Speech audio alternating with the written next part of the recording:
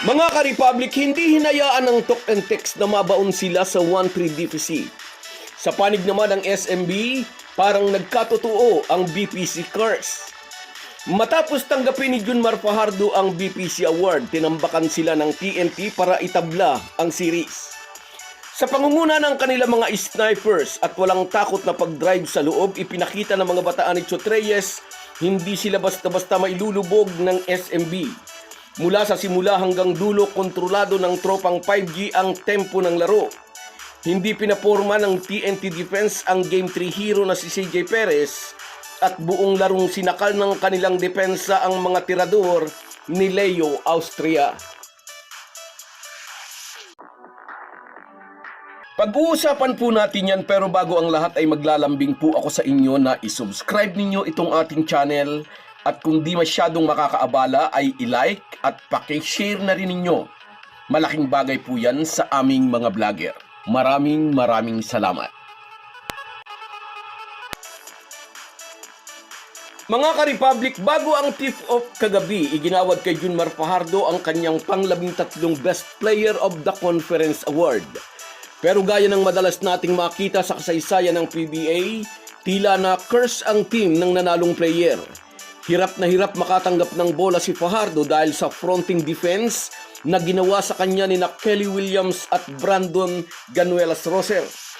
Walang kaba ang tropang 5G sa labas ng arc. Nagpaulan agad sila ng mga crucial na 3-point shot na nagpabuka sa depensa ng SMB. Kahit si Junmar Fajardo, madalas nating makita na nahahatak ni na BGR at Kelly Williams sa ibabaw sa depensa. Dahil kung hindi niya susundan ng alinman sa dalawa ay titira ang mga ito sa perimeter. At dahil sa pag-angat ni Junmar, naging maluwag ang shaded area para sa mga slashers ng TNT. At kapag nasa opensa naman ang SMB, mahigpit ang pag-deny nila kay Abay. Pero kapag nakahawak pa rin ito ng bola, double team agad.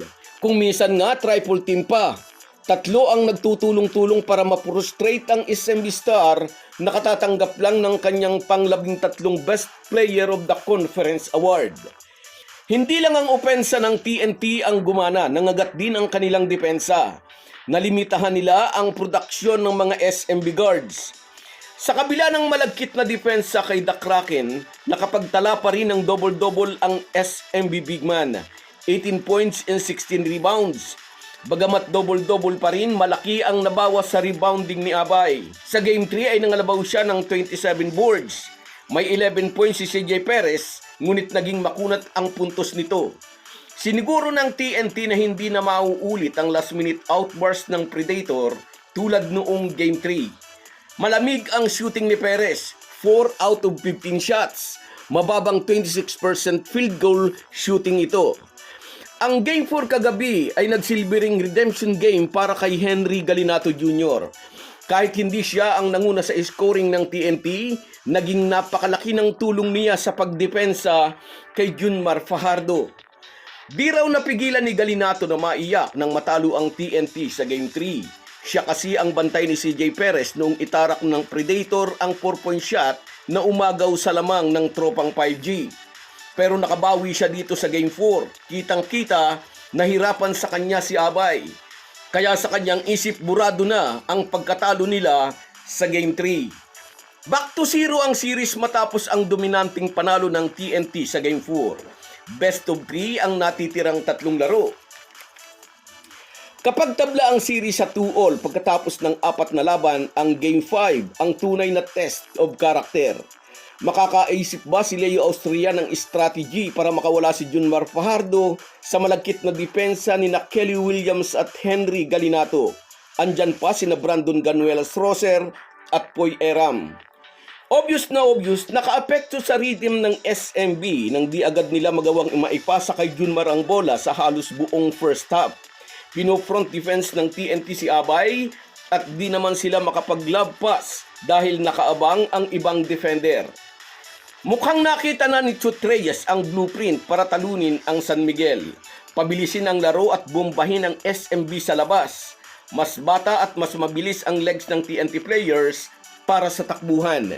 Ngunit huwag din nating kakalimutan, SMB yan. Sila ang mga kings of the comeback. Kapag ang BPC Cars ay napalitan ng Champions Pride, pwede silang makabalik. So guys, yan lang muna. Hanggang sa muli. Kung wala po kayong mga viewers namin ay walang magtatagumpay na vlogger. Kaya salamat po sa inyong panunood. Shoutout sa iyo, Norman Flores. Salamat sa laging panonood. Kung minsan hindi kita nasa shoutout. At sa iyo rin, J. Balmores, go, go, go, SMB, sabi niya.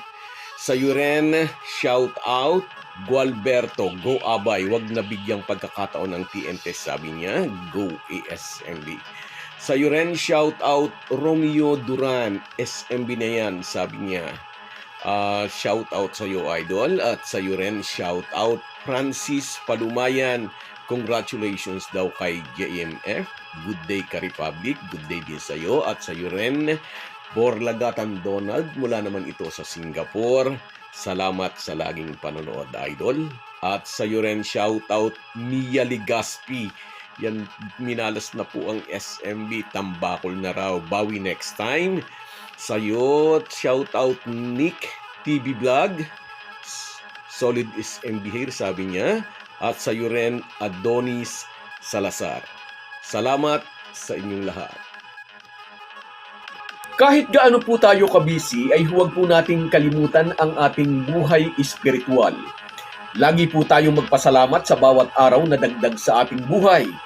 Malaki po ang maitutulong ng pananalangin araw-araw. Isang paalala po mula sa inyong Halo Halo Sports Republic.